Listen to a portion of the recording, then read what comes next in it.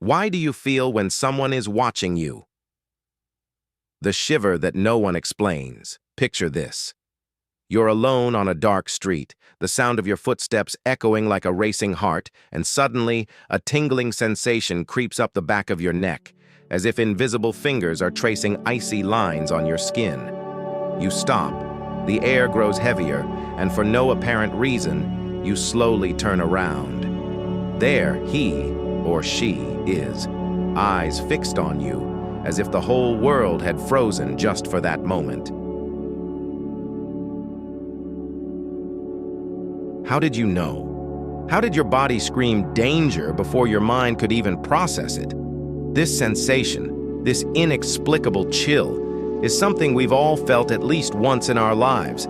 It's no coincidence. It's not an overactive imagination. It's your brain, that ancient and treacherous organ, whispering secrets that science still furiously debates.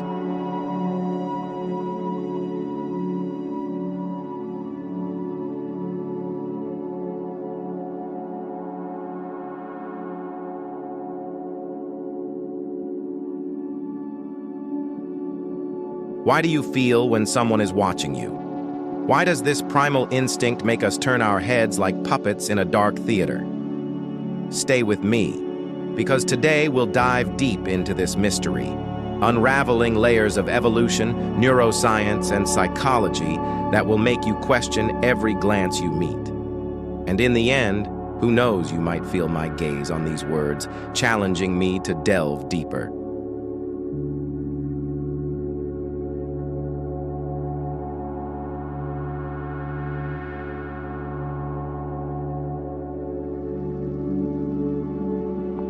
Let's start at the beginning.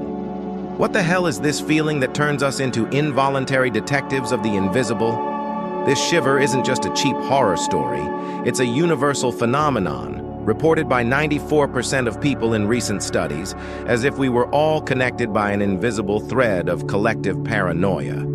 Think about how many times you've been in a crowded coffee shop, engrossed in your coffee, and suddenly, the weight of a stare jolts you out of your trance.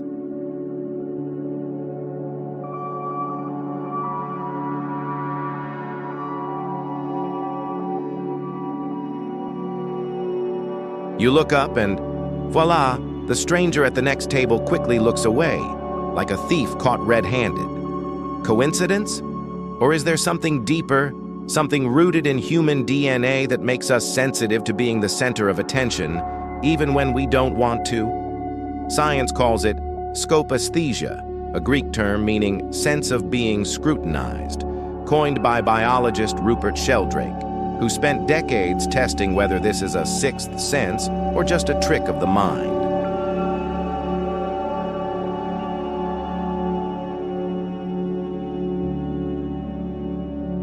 But before we dive into the cold labs and rats of neuroscience, let's humanize this. Remember that time on the subway, crowded with anonymous faces, when you felt a tingle down your spine and turned to find a pair of curious eyes dissecting you? Your heart raced, a cold sweat broke out, and for a second the world was reduced to this silent duel of stares. Why? Because deep down, being observed makes us feel exposed, vulnerable, as if our social armor had cracked.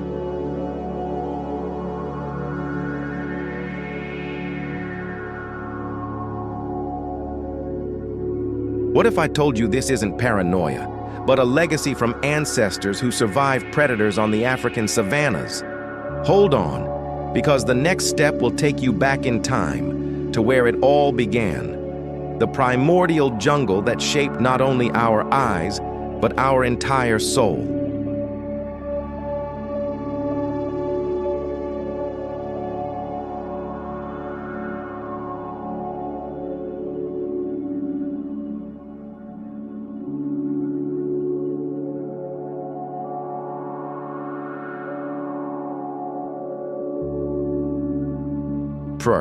The heritage of the jungle. Now, close your eyes for a second. No, wait, open them again, because we're about to travel back 200,000 years, when our Homo sapiens ancestors stomped through tall grasses, the sun burning their bare skin, and the scent of leopard lingered in the humid air. In that era, survival wasn't a matter of delivery apps or Instagram likes. It was about spotting the predator before it spotted you. And the gaze? Ah, the gaze was the most lethal weapon.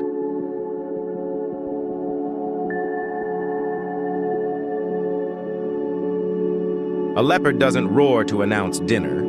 It watches, calculates, and pounces.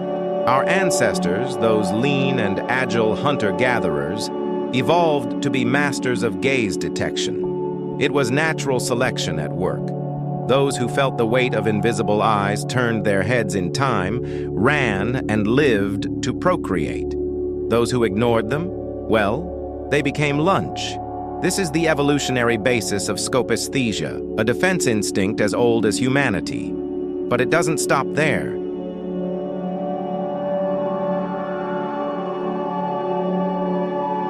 We evolved not only to escape claws, but to navigate complex tribes where an averted glance could mean betrayal, and a fixed one, challenge or desire. Our human eyes are unique in the animal kingdom.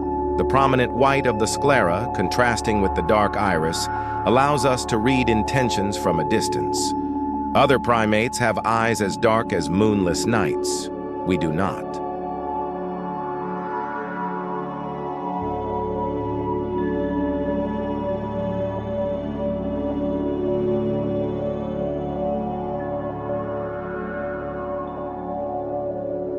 This visible window to the soul evolved for social communication, making us hypersensitive to being the target of a gaze. Imagine a group of hunters around a campfire. A furtive glance at the largest piece of meat, and the tension explodes into alliances or fights. Feeling watched was, and still is, a tool of social survival. Fast forward to today. You're in the office pretending to work, but feeling your boss glaring at you through the computer screen.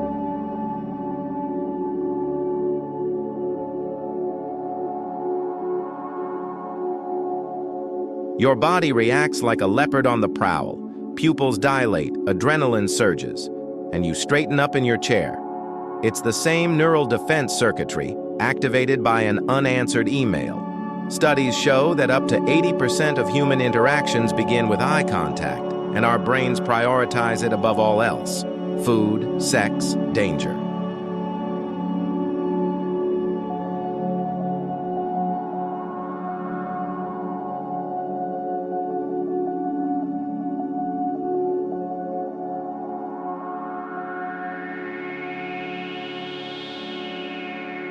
But what if the observer isn't human?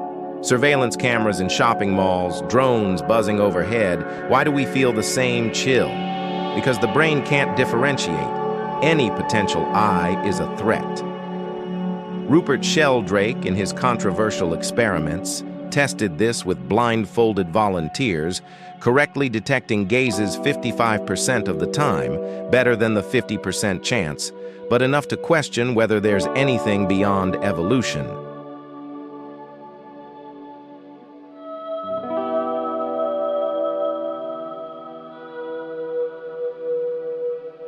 Critics cry bias, but what about you? Have you ever felt a drone filming you and instinctively turned around? This jungle legacy hasn't died. It pulsates within us, making us paranoid in a world of digital eyes. But how does the brain perform this magic? Hold your breath, because we're about to enter the neural labyrinth, where neurons fire like fireworks just because someone winked your way.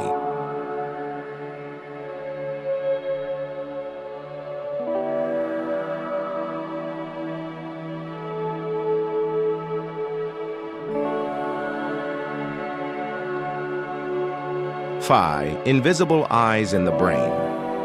Your brain is a treacherous fortress, a castle of 86 billion neurons that processes the world without asking permission. And at the center of this fortress is a bodyguard called the amygdala, a shrunken almond in the temporal lobe responsible for raw emotions like fear and desire. When someone watches you, even briefly, it lights up like a fire alarm.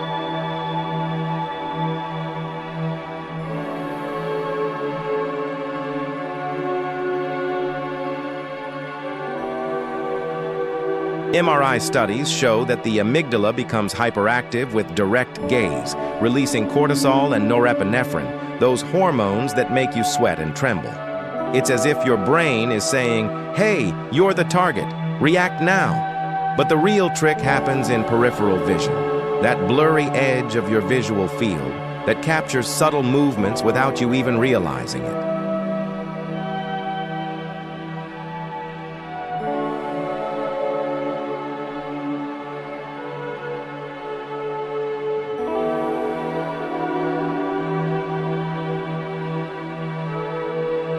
You think you're blind to what's behind you, but you're not. The peripheral retina detects shadows, changes in light, even the subtle glow of a human eye 180 degrees away. Consider an experiment from Oxford University. Volunteers looked at photos of faces, some with direct gazes, others averted. Even without consciously seeing, the brain registered the stare and triggered emotional responses. Heart racing, skin crawling.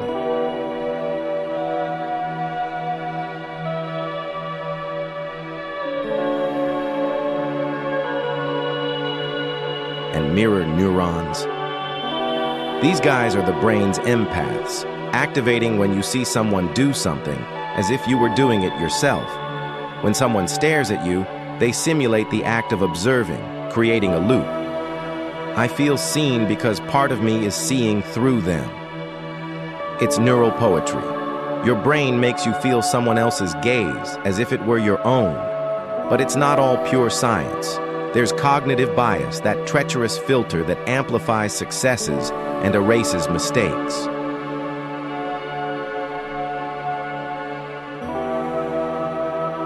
You flip 100 times and get 10 right? Remember the 10 wins as prophecies, forget the 90 failures as noise. That's why Sheldrake's studies show a weak effect, not paranormal but statistically intriguing, as if the brain fills in gaps with evolutionarily trained intuition. Now imagine this in everyday life. You're in a Zoom meeting, feeling a colleague's cursor hover over your image, digital chills, or at night, alone at home, hearing the clock tick and feeling eyes in the darkness. Your brain, that tireless detective, is constantly scanning, using peripheral vision to capture the unattainable. But what if I told you this can be trained? Elite athletes, soldiers, even actors use this sensitivity to read audiences. The brain learns. The more you notice, the sharper your instinct becomes. But be careful. In a world of cameras and algorithms, this inheritance can become a prison, making us feel watched 24/7.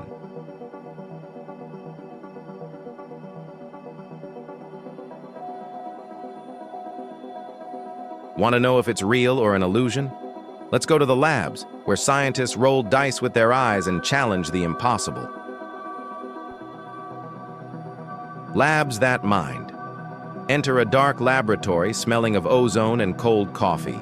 Blindfolded volunteers sitting in uncomfortable chairs, hearts beating like war drums. Feel the gaze. The researcher whispers, and the subject trembles, gets it right, or misses.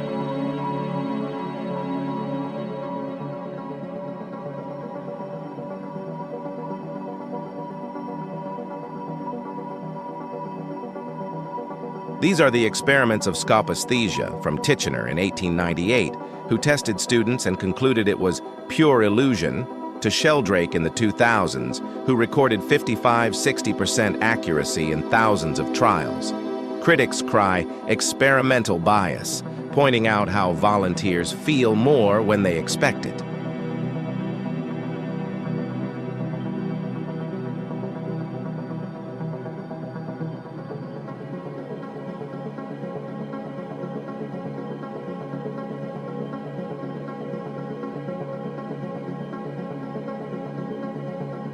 But what about double-blind studies, with random cameras and EEGs measuring brain waves?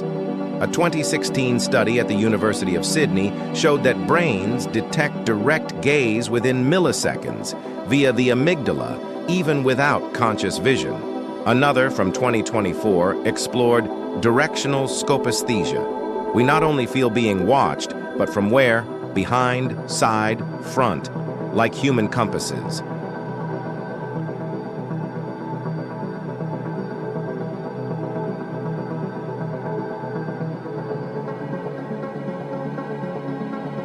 There I was, reading about an experiment with dogs. Animals sense their owners' gazes from miles away, turning their heads in sync. It's animal evolution, echoing in us. But humans add layers. Anxiety amplifies the effect, as in studies with hypervigilance, where 70% sense false gazes due to stress. Duration matters. A 10-second gaze triggers more than a 200 mm's flash. And music? Tense pieces increase the sensation by 30%, proving that emotional arousal is the catalyst. These labs don't lie. They reveal a lazy brain filling in gaps with evolutionary probabilities. But what about the flaws? When instinct betrays us, making us turn to empty shadows. That's where illusion comes in, like a clown at a serious party, reminding us that we are human, fallible, but fascinating. Betrayals of the mind. You turn over in bed at night, the room as dark as an abyss, and there it is, the weight of invisible eyes on the curtain.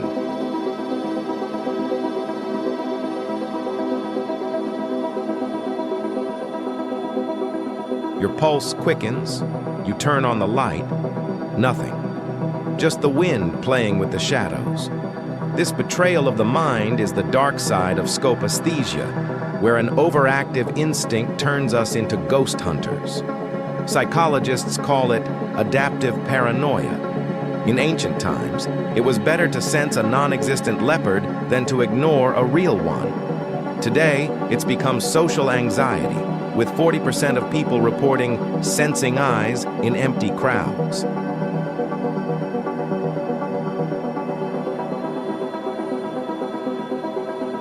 Confirmation bias reigns, hits become legends, misses evaporate. A 1913 study by Coover tested 100 trials. Hits were 50.2%, pure chance, but participants swore they felt. And peripheral vision is deceiving. Reflections in windows, hair movements, even the subtle sound of breathing. The brain weaves a web of illusions. At parties, friends' glances behind you create a ripple effect. You feel it because they sense the strangeness.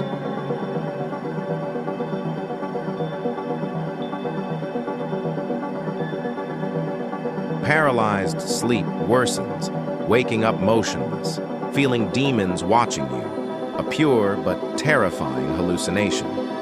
These errors humanize us, showing that the sixth sense is a blunt tool, sharpened by necessity but blinded by emotion. But what if we use this to our advantage? In the real world, where glances make or break empires, word count so far, 2005 or 12. Looks that change the world. From boardrooms to political platforms, the power of being observed shapes politicians destiny. Sense the audience like a living organism, adjusting speeches based on collective tingling. One mistake, and the public gaze devours them. In relationships, an averted glance screams betrayal, a fixed one, passion. Studies show that couples with high eye detection have 25% fewer fights, reading unspoken intentions. In marketing, ads with direct eyes sell 30% more because they activate our primal amygdala.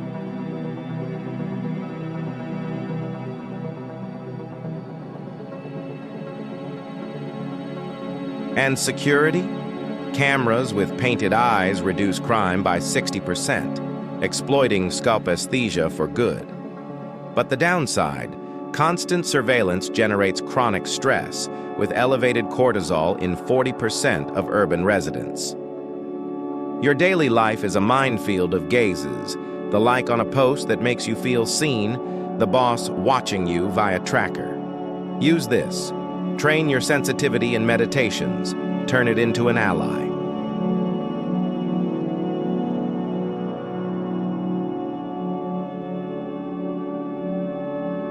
But the climax comes now.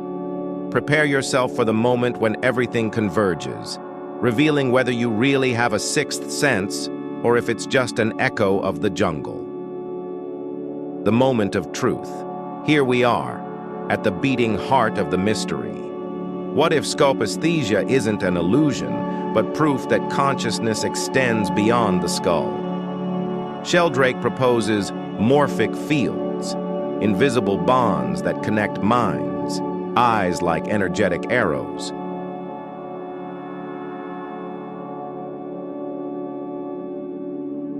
His experiments with live video show detection at 58%, defying materialists. Imagine, your brain emits signals of being seen, picked up by the observer, creating a quantum loop of perception. Critics laugh, but animals confirm. Cats turn to their owners, thinking of them. The climax? Your own test. Feel my gaze now through words. Is it evolution, bias, or something else? The truth? It's all of these. A cauldron of science and mystery that makes us human. Feel the shiver. It's real. Shafraf, your turn now. What about you? Have you ever felt a gaze that changed everything? Comment below with your craziest story. Who knows, I might respond with a virtual gaze. Subscribe for more mysteries of the mind, like if this shiver got you, and share with anyone who needs to feel seen. Let's unravel the invisible together. Until next time.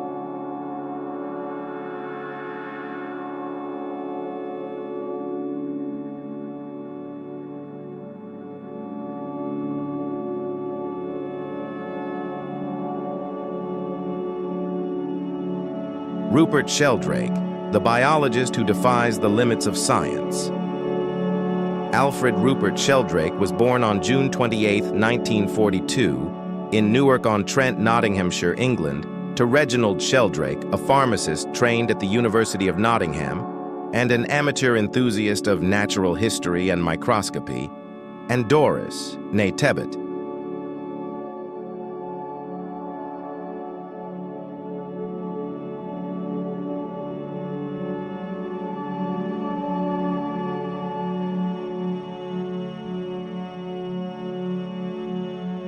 He grew up in a Methodist family which influenced his early education, but from an early age he demonstrated a voracious curiosity for zoology and botany, encouraged by his father. His childhood was marked by a phase of scientific atheism at the age of 14, when he resisted religious confirmation at his Anglican boarding school, Worksop College.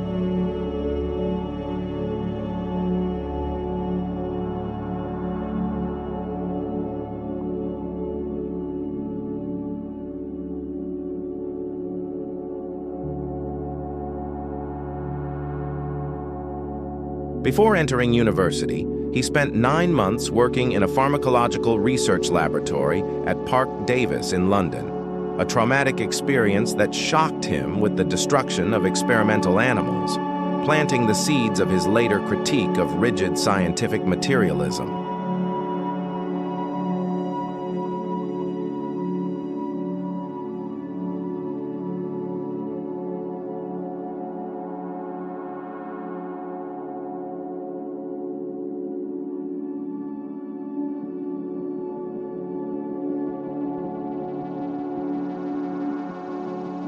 Sheldrake began his studies at the University of Cambridge at Clare College, where he graduated with a first-class double honors degree in natural sciences, receiving the University Prize in Botany in 1962, a Principal Open Scholarship in Natural Sciences in 1960, and the Green Cup for General Learning from Clare College in 1963.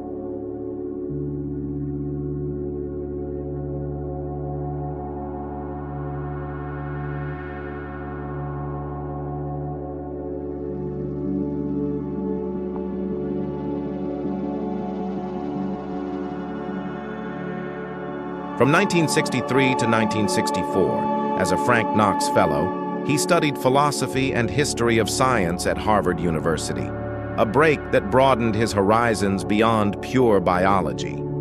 Upon returning to Cambridge, He earned his PhD in biochemistry in 1967 or 1968, as sources vary slightly, focusing on plant development and plant hormones.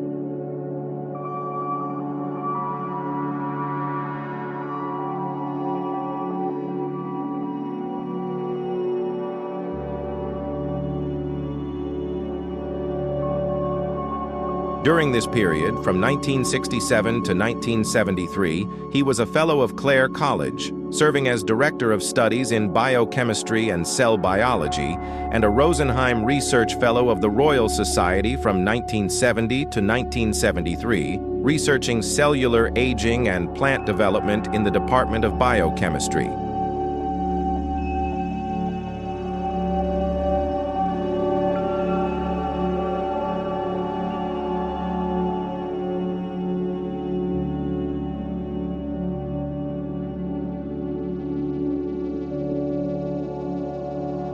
His early academic career was promising. In collaboration with Philip Rubery, he discovered the mechanism of polar auxin transport, a key process by which the plant hormone auxin is transported from shoots to roots, modeling chemiosmotic transport. From 1968 to 1969, he served as a Royal Society Leverhulme Scholar in the Department of Botany at the University of Malaya in Kuala Lumpur, studying tropical forest plants.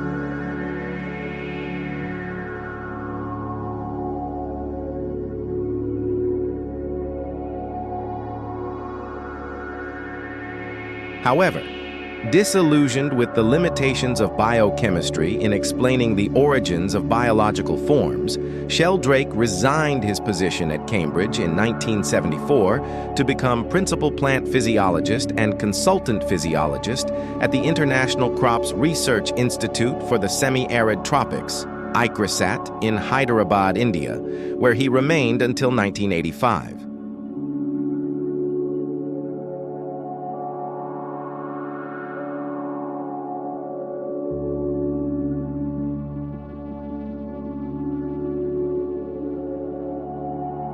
There, he contributed to the development of new cropping systems now widely adopted by farmers in semi-arid regions, publishing on crop physiology and co-authoring a book on pigeon pea anatomy. During his time in India, he lived for a year and a half at Father Bede Griffith's ashram in Tamil Nadu, immersing himself in Indian philosophy, Hinduism, and transcendental meditation, which shaped his transition to more holistic ideas.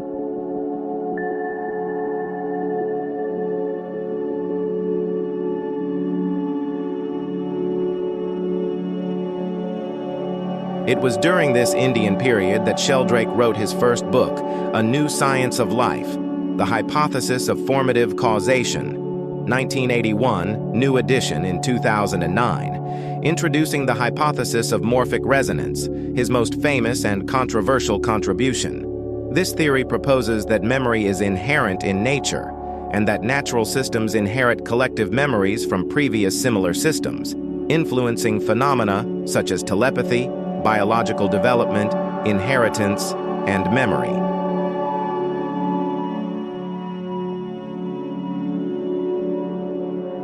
He argues that this explains patterns in biology and even the mutability of natural laws as evolutionary habits since the Big Bang. Since 1981, his research has expanded to unexplained aspects of animal behavior, such as how pigeons find their way home, the telepathic abilities of dogs and cats, and the ability of animals to predict earthquakes and tsunamis.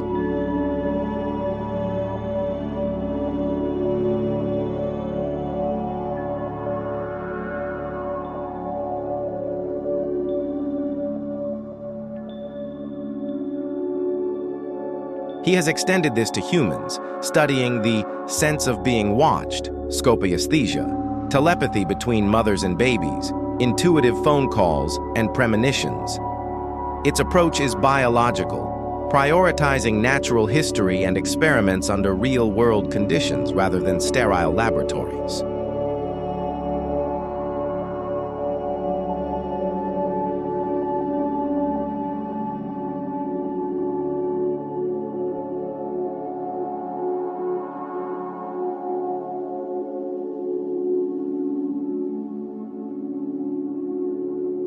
Sheldrake is the author of over 100 scientific articles, 9 books, and co-author of 6, translated into 28 languages, with an H-index of 45 on Google Scholar and an I-10 of 133, placing him in the top 4% of scientists on ResearchGate.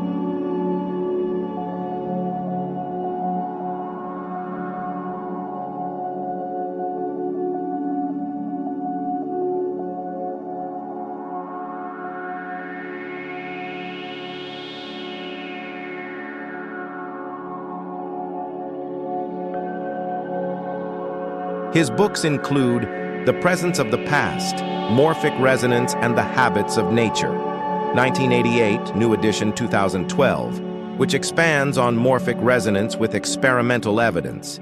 The Rebirth of Nature, The Greening of Science and God, 1992, exploring New Age consciousness and animistic views of nature.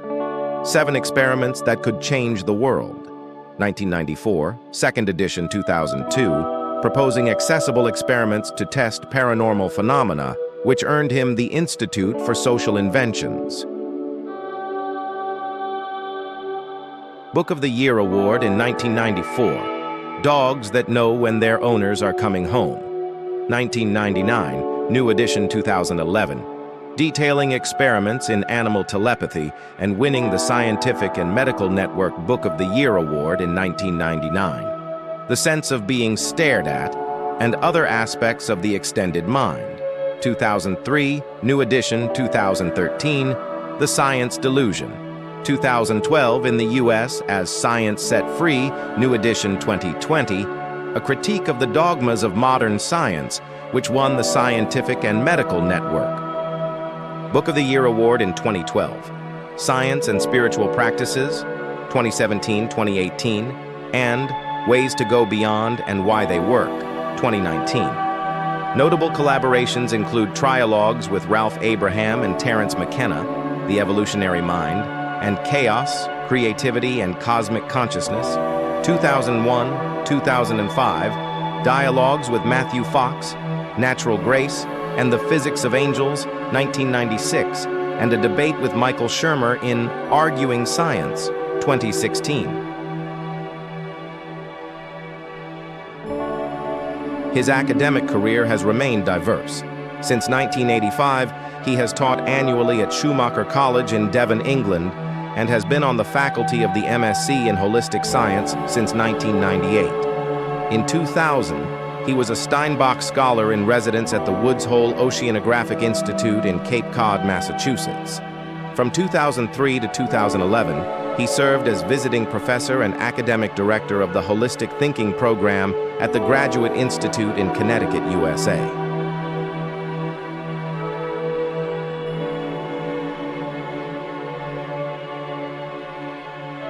In 2005, he was visiting professor of evolutionary science at Wisdom University in Oakland, California, and from 2005 to 2010, he directed the Parrot Warwick Project, funded by Trinity College, Cambridge, for psychical research.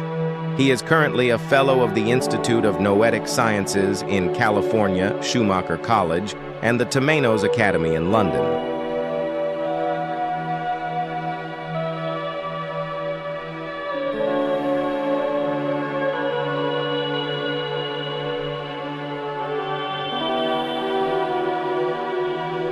In 2013, he was ranked among the top 100 global thinkers by the Duttweiler Institute.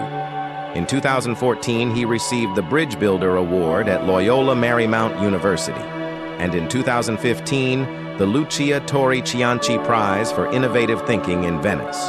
For 12 consecutive years through 2025, he has been recognized as one of the most spiritually influential people alive by Watkins Mind, Body, Spirit magazine. However, Sheldrake's work is highly controversial in the scientific community.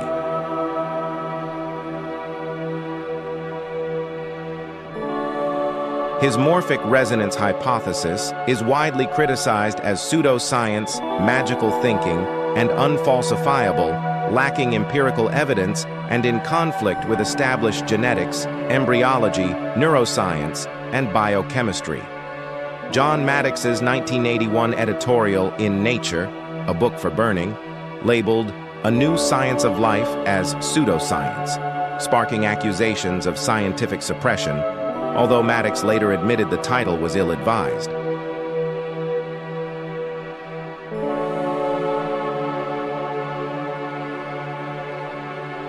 Critics such as Stephen Rose, Louis Wolpert, and Richard Wiseman questioned his experimental methods, citing experimenter bias, poor design, and alternative explanations, e.g., dogs responding to routines rather than telepathy. A 1990 experiment with Rose on chicks yielded conflicting interpretations, with Rose declaring morphic resonance disproved. Independent studies, such as Wiseman's on the phenomenon of psychic pets, found no evidence of telepathy.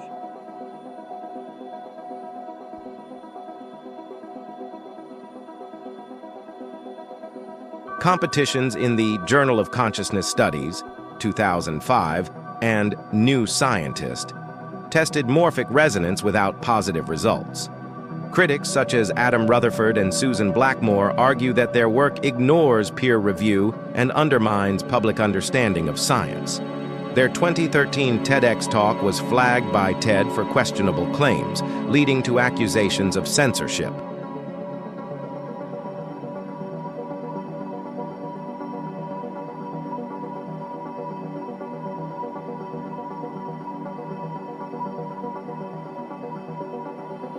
Recently, Sheldrake has remained active. In 2017, he published Arguing Science with Michael Shermer and debated with him at the 2023 How the Light Gets In Festival in Hay-on-Wye, UK. In 2023, he debated consciousness beyond the brain at Aula University in Bergen, Norway, with Tanya Luhrmann and Anil Seth. He lectured at the Oxford Union in 2013 and maintains his website, www.sheldrake.org, to disseminate research.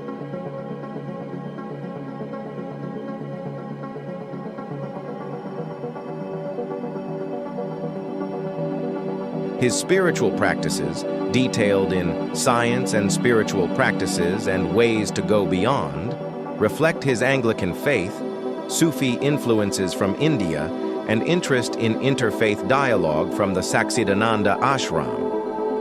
In his personal life, Sheldrake has been married since 1985 to therapist and author Jill Peirce, with whom he lives in London.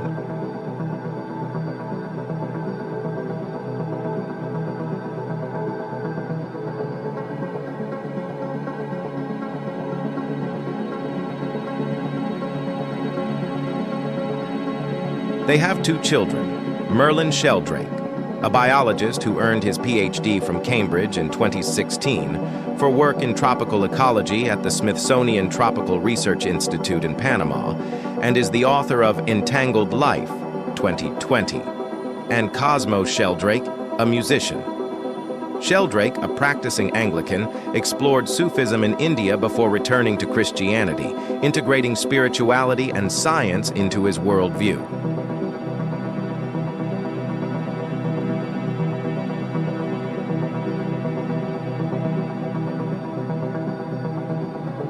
His journey from orthodox biologist to provocateur of established science continues to inspire debate, questioning whether morphic resonance is a revolution or an illusion, a question he invites us to explore himself. Rupert Sheldrake, the rebel biologist. Rupert Sheldrake was born on June 28, 1942 in Newark-on-Trent, England, the son of a pharmacist and a natural history enthusiast.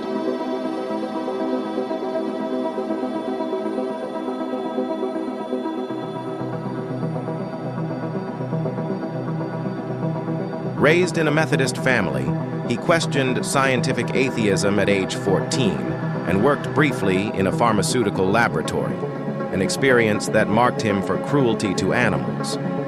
He studied at the University of Cambridge, graduating with distinction in natural sciences in 1963, winning awards in botany.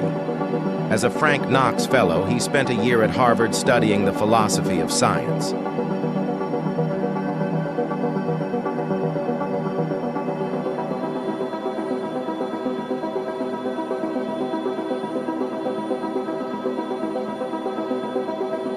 He earned a PhD in biochemistry in 1967, focusing on plant hormones, and was a fellow of Clare College until 1973, discovering the mechanism of polar auxin transport with Philip Rubery. From 1968 to 1969, he researched tropical plants at the University of Malaya. Disillusioned with biochemistry, he resigned from Cambridge in 1974 to work at ICRISAT in India until 1985, developing crops for semi-arid regions.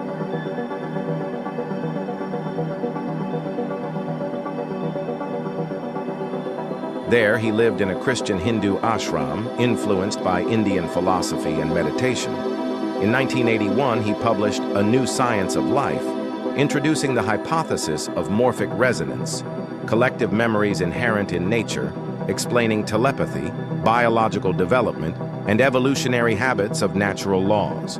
He expanded this to animal behaviors, pigeons navigating, dogs sensing owners, and human behaviors, scopaesthesia, premonitions.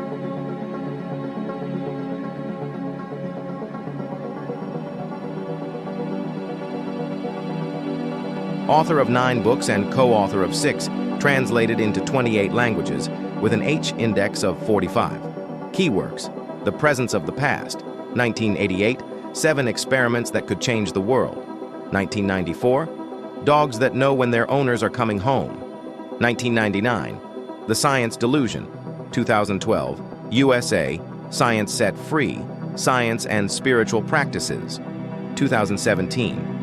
Collaborations include trialogues with Terence McKenna and debates with Michael Shermer.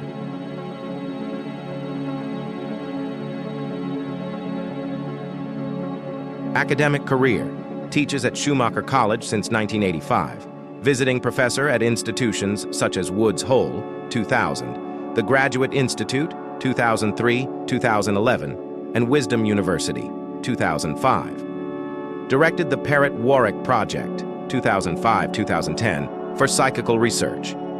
Fellow of the Institute of Noetic Sciences and Temenos Academy.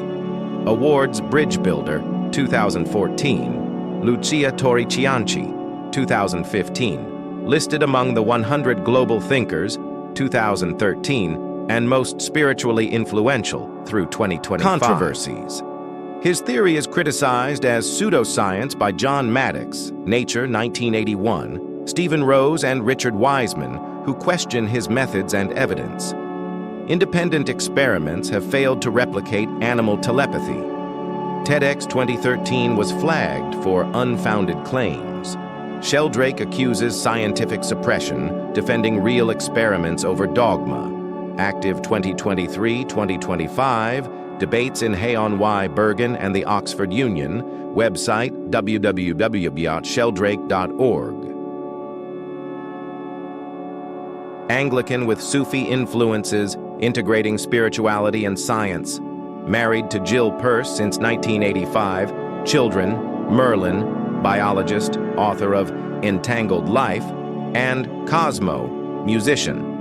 His journey from biochemist to provocateur continues to push the boundaries between science and mystery.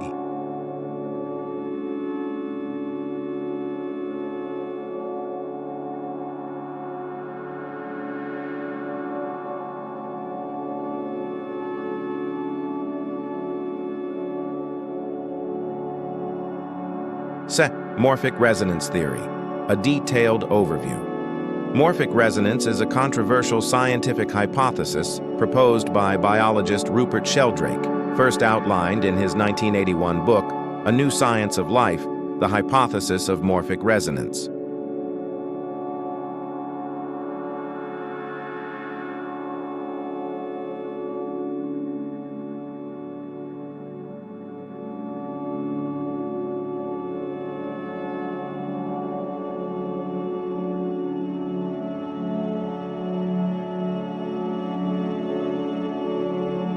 At its core, the theory posits that memory is inherent in nature, and that self-organizing systems, ranging from crystals and molecules to organisms, societies, and even cosmic structures, influence similar systems across time and space through a process of non-local resonance.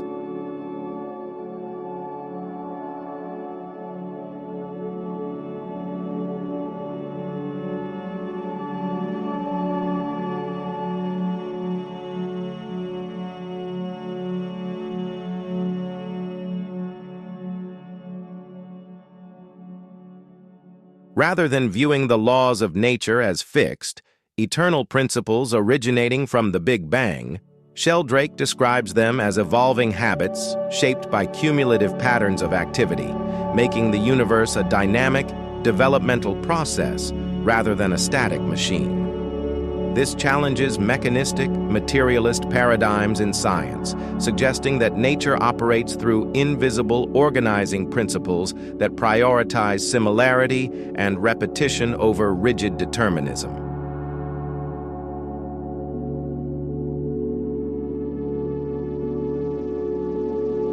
D. Key principles. The theory rests on several interconnected principles that redefine how form, behavior, and memory emerge in the world. 1. Morphic fields as organizing principles. Morphic fields are non-material regions of influence, analogous to gravitational or electromagnetic fields, that contain a cumulative memory of past forms and behaviors.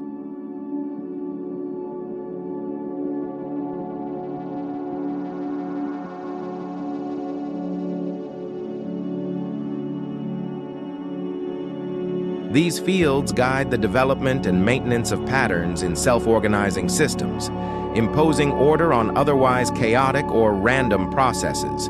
For instance, they direct the folding of proteins, the growth of limbs in embryos, or the synchronized movement of a flock of birds.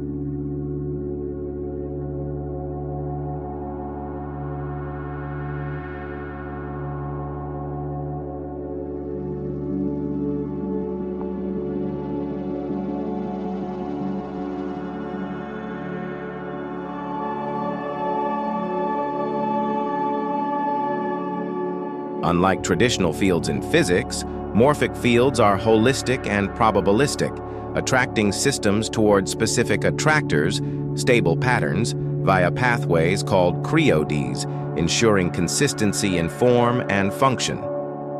2. Morphic resonance as the transmission mechanism. This is the central process, where a current system tunes in to the collective memory of all previous similar systems through resonance based on structural and behavioral similarity.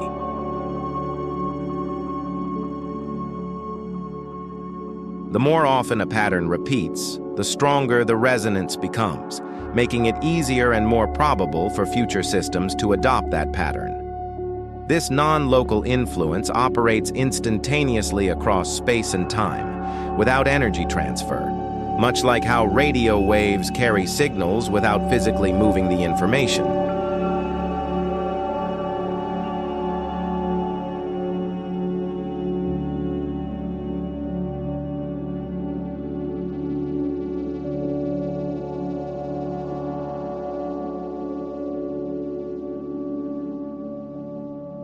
Sheldrake draws from Henry Bergson's ideas in Matter and Memory, 1896, arguing that memories are immaterial imprints accessed via resonance rather than stored physically. 3. Self-organization and hierarchical structure. All natural systems are self-organizing wholes that inherit habits from their own past, self-resonance, and from similar systems, morphic resonance. These fields form a nested hierarchy, or holarchy, where smaller units, e.g.,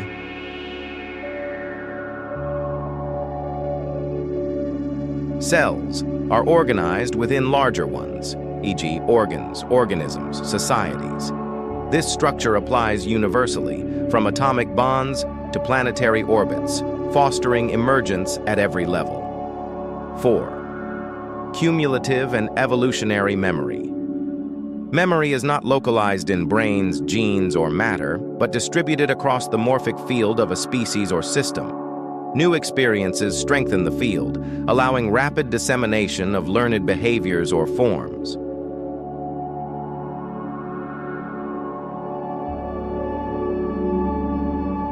This implies an evolutionary cosmology where habits evolve, supporting Lamarckian-like inheritance, acquired traits passed on alongside Darwinian selection.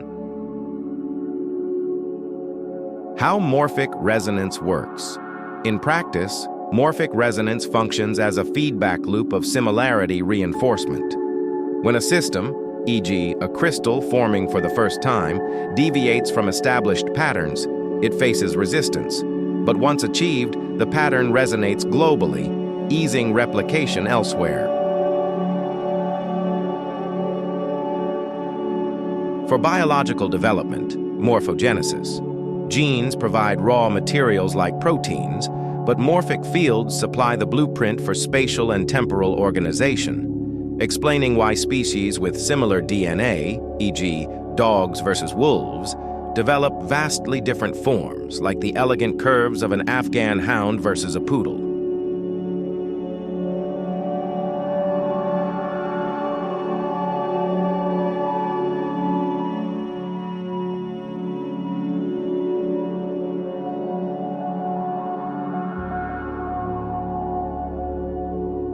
In the brain, memories arise from resonance with past neural activity states, reducing the need for infinite physical storage and allowing for phenomena like déjà vu or collective cultural recall. Socially, fields organize groups, e.g., fish schools or human rituals, where shared activities like the Jewish Passover resonate with ancestral participants, making the event feel timeless.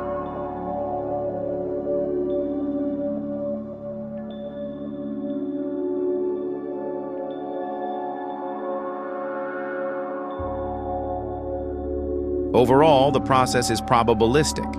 Repetition builds grooves in the field, like well-worn paths in a landscape, guiding future systems toward habitual outcomes. Implications.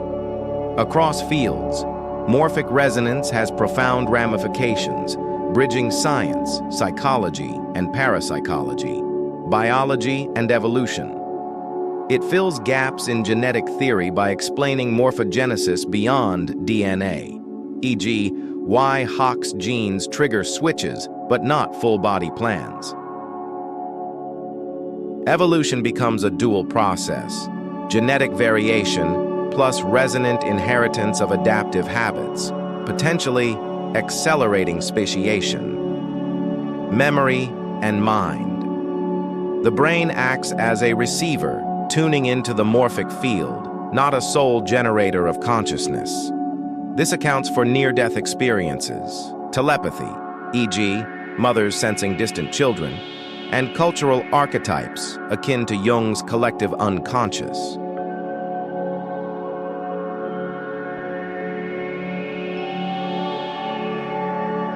A parapsychology and anomalous phenomena. The theory underpins the psychic staring effect, feeling observed, animal telepathy, e.g., dogs anticipating owners, and precognition as fields connect minds non-locally. Physics and cosmology. Natural laws, e.g., planetary orbits, are habits reinforced since the universe's early moments, evolving with cosmic self-organization. Society and culture. Rituals and paradigms, e.g.,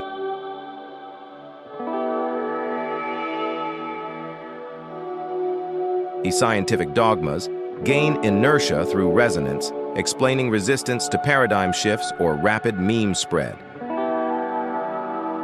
Examples and supporting evidence. Sheldrake cites several experiments to illustrate the theory. Rat learning trials. In the 1920s, rats trained on a maze in Harvard learned faster in Edinburgh and Melbourne than controls, with learning curves improving globally, suggesting resonant transmission of the skill.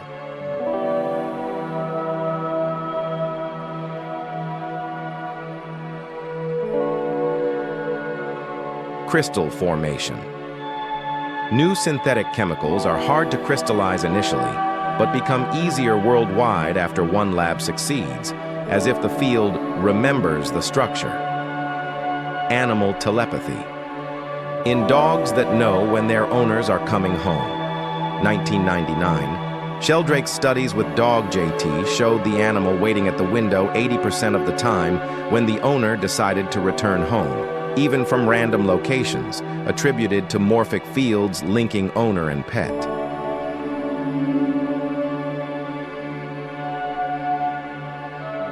telephone telepathy.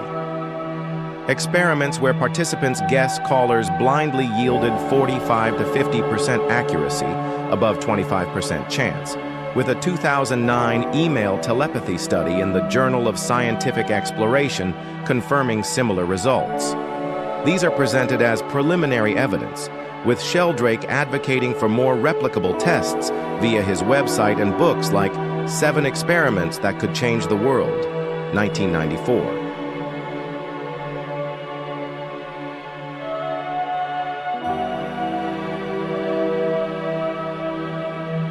Scientific criticisms and challenges. Despite its intrigue, morphic resonance is widely dismissed as pseudoscience by the mainstream community. Critics like John Maddox, in a 1981 Nature editorial, A Book for Burning, called it untestable, unfalsifiable, and akin to magical thinking, conflicting with genetics, neurobiology, and physics. Figures such as Stephen Rose and Richard Wiseman have replicated experiments, e.g.,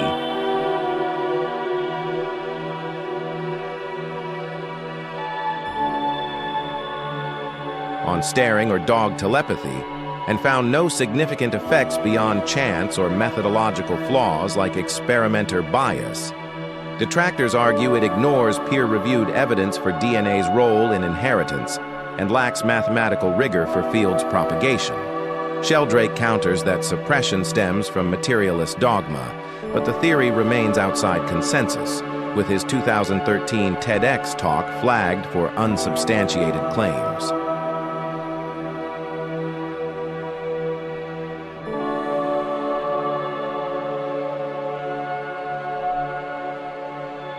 Nonetheless, it persists in fringe and holistic circles, inspiring debates on consciousness and evolution.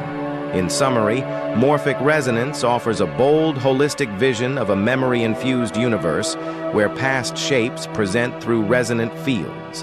While empirically contested, it invites re-evaluation of nature's habits, blending science with philosophy in ways that continue to provoke thought as of 2025.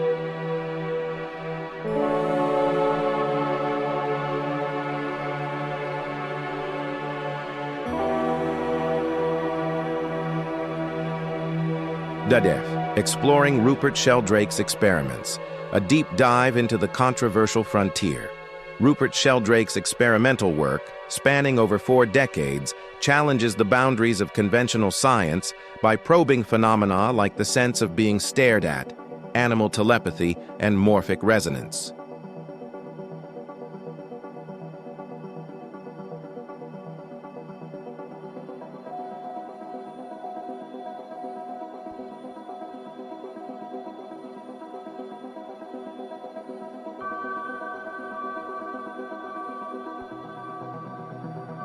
Rooted in his hypothesis of formative causation, these studies aim to demonstrate that minds extend beyond brains and that nature's patterns are influenced by collective memories across time and space. Sheldrake's approach emphasizes simple, replicable tests, often involving everyday participants rather than lab elites, to democratize science and test impossible ideas.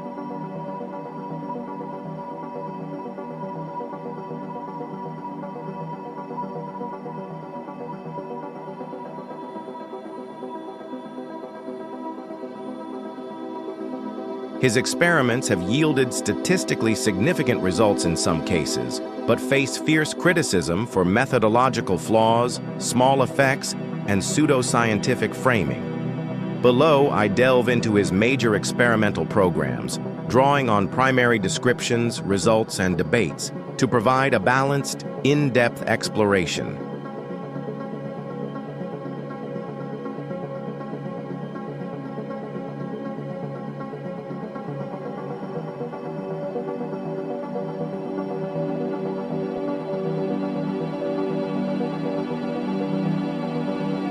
Sato, the sense of being. Stared at. Scopaesthesia as extended perception.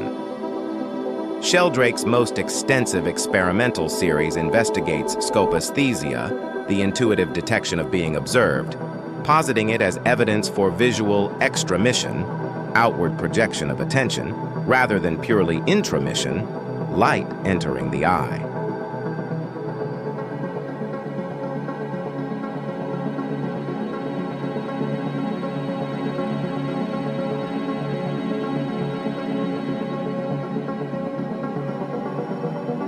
Over 50,000 trials since the late 1980s, conducted in schools, labs, and online, consistently show hit rates above chance, suggesting a directional, vector-like sense evolved for predator-prey survival. These experiments rule out sensory cues like subtle sounds or reflections through blindfolds, closed windows, and randomized controls.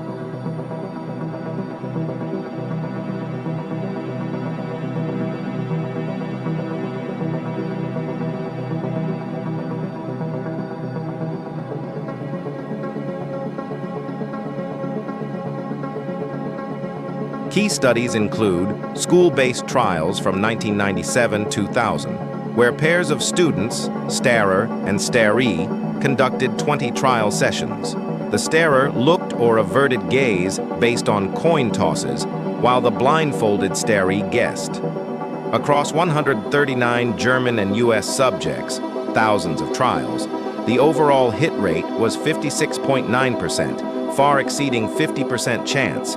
P times 3 is $10 via binomial tests, with sensitive subjects reaching 71.2% accuracy, 2 at 90%. Controls confirmed non-staring trials hovered at 50%, and artifacts like feedback were eliminated in no feedback variants, yielding similar positives, P0.004 in England, P0.02 internationally. Sheldrake concludes this demonstrates a genuine non-sensory perception, possibly mediated by the superior colliculus in the midbrain, linking it to animal orientation responses. Later refinements addressed critics' concerns about attentional transitions or end-of-session learning.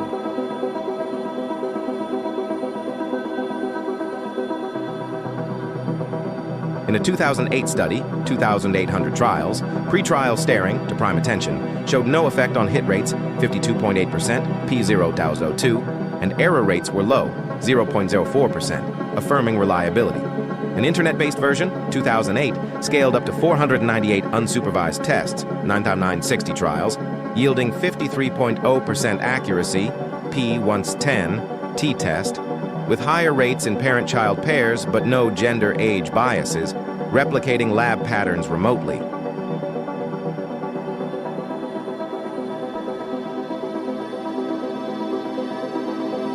A 2023 natural history survey of 960 cases, humans and animals, found 68% directional responses, staree turning precisely toward the starer, endorsed even by skeptics in polls, chi-square significant P0.05. Related phenomena like scope gursus, waking via stare, emerged in a 2024 analysis of 240-plus accounts. 26% of animals, e.g. dogs, woken by stares responded directionally, versus 11% in humans, chi-square P0.05, harder during REM sleep. However, indirect tests faltered. A 2024 video staring study, 6,050 trials, hit 49.9% P1.0, and a 2023 telephone acousthesia test, LU895 trials, reached 51.1% P0.05, suggesting conscious detection requires physical proximity. Sheldrake interprets these as proof of extended minds, challenging vision as passive intake and implying evolutionary utility in social and predatory contexts. Critics like Robert A.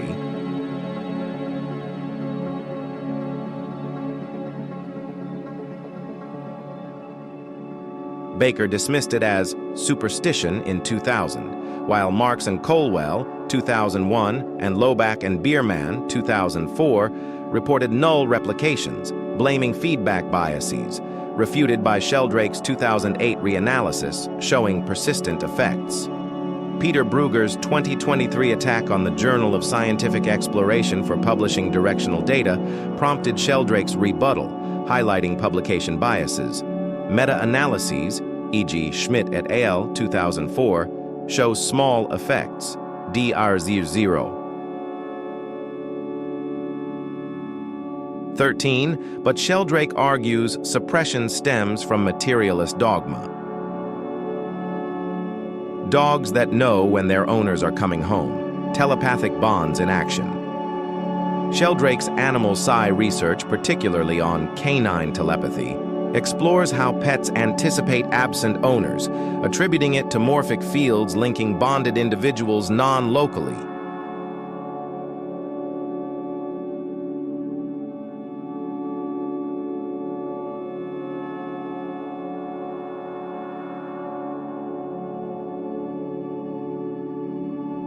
His flagship case, JT, a terrier owned by Pam Smart, underwent rigorous video-monitored trials from 1995-1998, detailed in Dogs That Know When Their Owners Are Coming Home, 1999. The objective?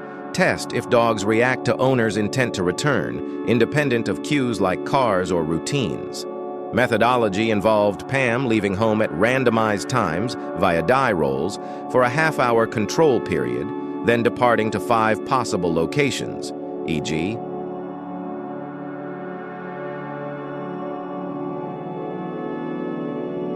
shops, friends' homes, chosen randomly, varying transport, car, bus, taxi, to eliminate auditory, olfactory hints. JT's window vigil was filmed continuously. Hits occurred if he waited there within 10 minutes of Pam's actual departure decision. Over 100 trials, JT's reactions aligned with Pam's intent in 80% of cases, with statistical significance, P0,0,0,0,1 via randomization tests, even on unfamiliar routes.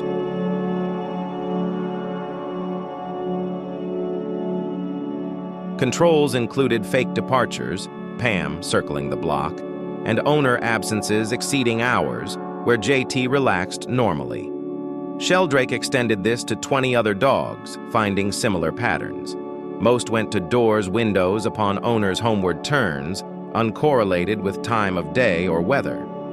A BBC documentary trial, 1998, replicated positives under skeptical oversight, though later critiques noted minor methodological gaps.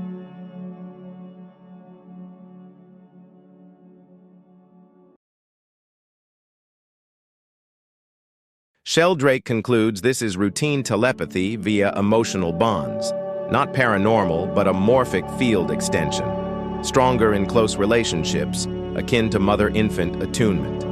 Critics like Richard Wiseman's 1998 replication with different dogs yielded chance-level results, attributing Sheldrake's hits to subconscious cues, e.g. Pam's subtle anxiety.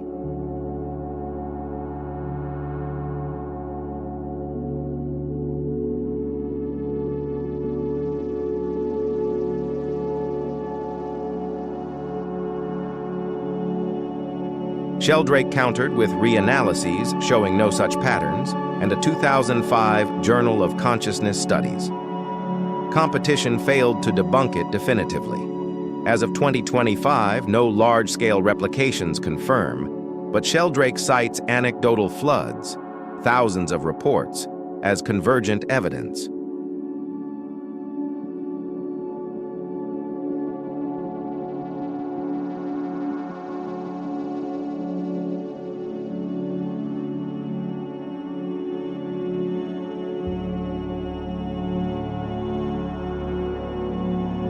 Chakra telephone telepathy, intuitive calls and messages.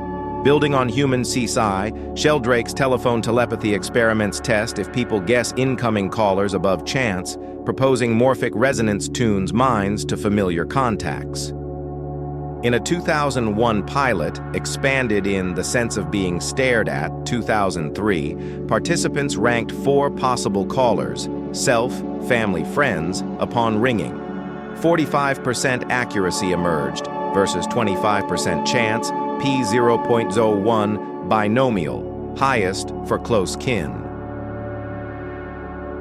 A formalized 2009 study, Journal of Scientific Exploration, involved 63 participants guessing email text senders from 4 options, automated to prevent cues. 50% hit rate, p10 tres, over thousands of trials. Controls randomized sender selection and excluded feedback until post-guess. Sheldrake links this to emotional telepathy, stronger with affection, concluding minds connect non-locally during intent formation.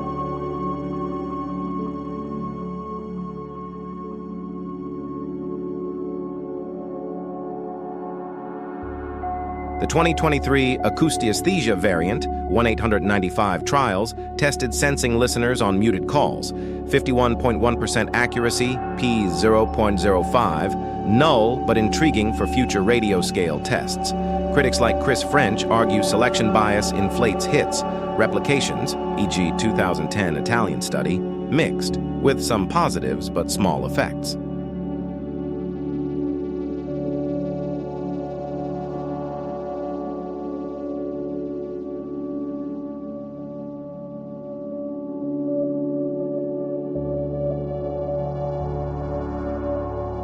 Morphic resonance experiments, collective memory in action.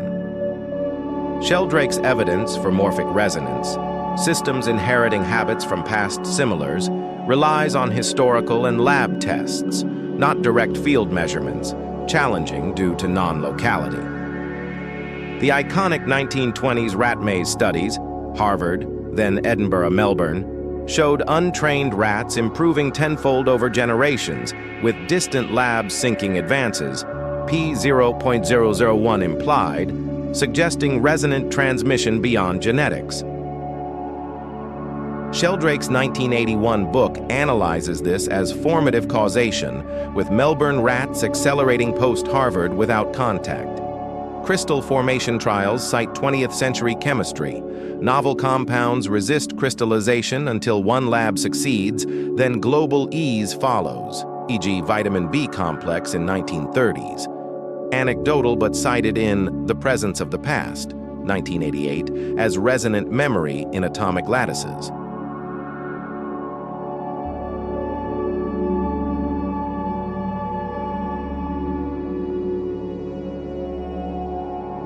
A 1990s chick-pecking experiment with Stephen Rose tested resonance.